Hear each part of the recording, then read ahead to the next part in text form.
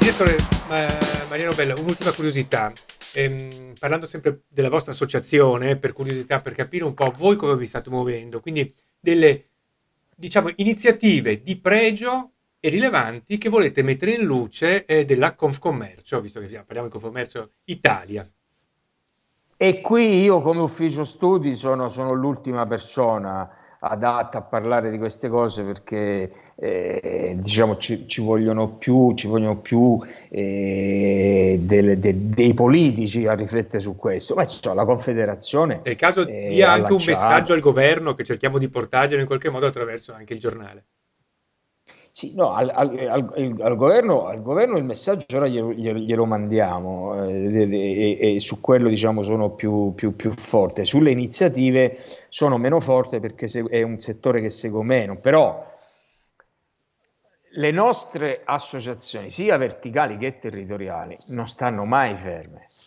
Il protocollo sui saldi sicuri, la campagna compro sotto casa perché mi sento a casa, eh, gli accordi pubblico-privato sulle luminarie possono sembrare dei dettagli, ma chi comprerebbe in una piazza, in un centro commerciale naturale di un centro città se non ci fossero le luminarie? Le luminarie, attenzione, non servono per chi non ha soldi o per chi ha deciso che non vuole comprare, servono per fare spendere a quelli che hanno deciso di spendere.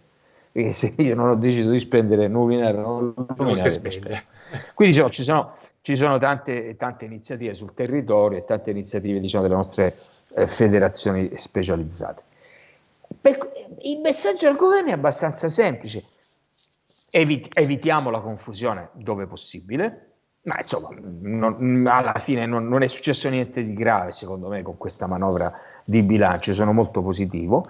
Bravi a scegliere la linea continuista rispetto al governo Draghi sul discorso dei sostegni a famiglie e imprese. Secondo me lì, mentre hanno fatto un po' di confusione su alcune altre cose di dettaglio, lì sono stati subito chiari, cioè il grosso della manovra continuista rispetto ai sostegni, penso al credito d'imposta che è stato anche potenziato, e un terzo, diciamo, una quota rilevante ma minoritaria a nuovi interventi sui quali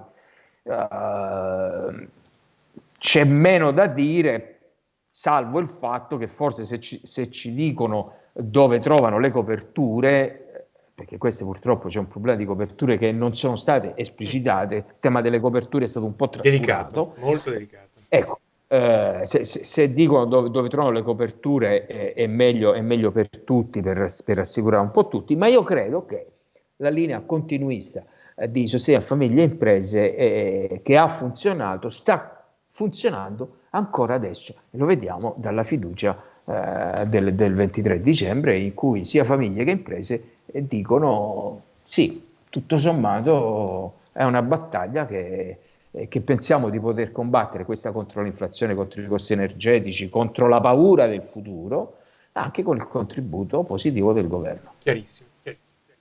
Direttore.